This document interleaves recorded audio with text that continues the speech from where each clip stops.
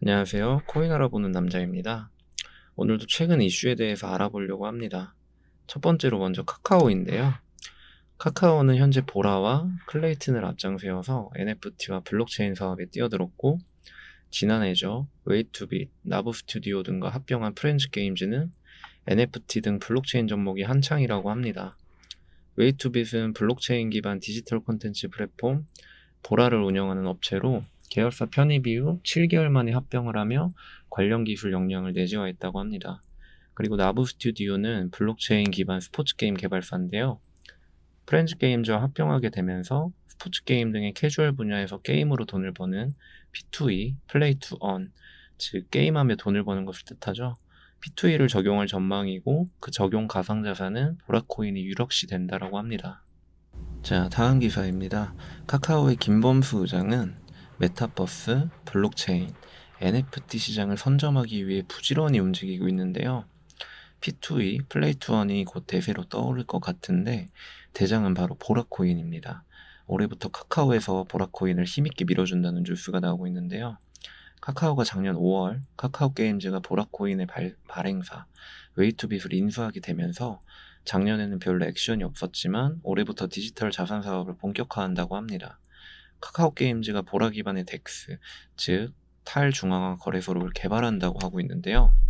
카카오 게임즈 산하에 있는 P2E 게임뿐만 아니라 엔터 사업, 플랫폼 서비스 사업에 보라코인이 중심축이 된다는 아주 중요한 호재 뉴스가 되겠고요. 자, 다음으로는 페이코인입니다. 싸이월드가 이벤트성 서비스를 최근에 오픈했는데 1시간 만에 495만 명이 몰렸다고 합니다. 저도 추억에 젖어가지고 접속을 해봤는데 그 중에 한 명이겠고요. 싸이월드 복귀를 앞두고 MBC 놀면 뭐하니라는 프로그램을 통해서 싸이월드 도토리 페스티벌이 열리기도 했고, 옛날에 정말 지금의 페이스북, 인스타그램보다 못지않은 인기를 누렸던 싸이월드죠. 코인에도 접목이 됩니다. 뉴스를 보시면 싸이월드 결제를 단독 제공한다고 합니다. 바로 페이코인입니다. 페이코인은 단알 핀테크의 운영사이자 간판 결제 플랫폼으로 전국 10만 개의 가맹점과 250만 명의 사용자를 확보하고 있는데요. 뿐만 아니라 페이코인은 글로벌 체인 리조트죠. 선호호텔 앤리조트, 예전에 대명 리조트입니다. 예, 대명 리조트와 제휴를 맺었다고 6일날 발표를 했고, 내용을 보시면 전국 선호호텔 앤리조트 내 식품 음료 매장과 레저 스포츠 브랜드 비발디파크, 오션월드에서 페이코인 결제가 가능하게 됐다고 합니다. 페이코인은 워너마켓이 아닌 BTC 마켓에서 거래가 되고 있는데, 재료는 뭐 여러 가지가 있는데 해당 기사를 보시면 SDB 인베스트먼트로부터 200억 원 투자 유치가 되었다는 기사가 나오고 있고요. 2019년에 오픈했지만 벌써 250만 명의 사용자로 급속하게 올라가고 있고, 향후에는 NFT 플랫폼 사업과 메타버스 사업도 추진한다고 하는 만큼 좀 더 큰 성장을 이룰 코인이 될 수도 있다는 생각을 합니다.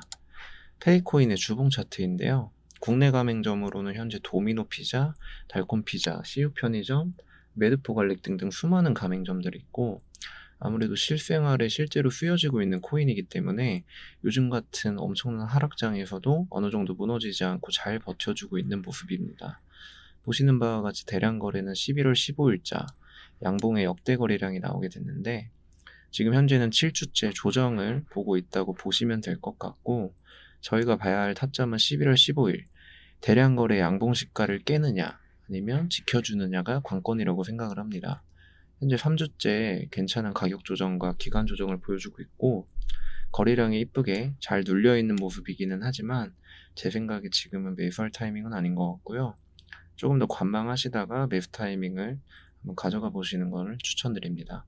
물론 하루 이틀 만에 급상승을 원하시는 분들은 투자를 안 하시는 게 나을 것 같다는 게 제 의견이고요. 다음으로는 비트코인 하락세에 대해서 알아보려고 합니다. 비트코인은 5,100만 원대로 하락을 하게 되었죠.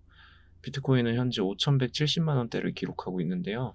이는 지난해 9월 30일 이후에 가장 낮은 가격이기도 합니다.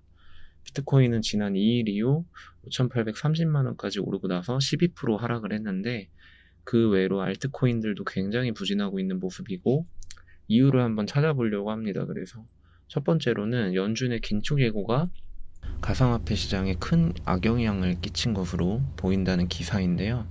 아무래도 지난달 열렸던 FOMC 회의록을 공개가 되면서 FOMC 위원들이 매파적인 발언을 수차례 한 부분이 담겨져 있고, 여기서 매파란 경기가 과열될 때 긴축을 선호하는 통화정책 성향을 말합니다.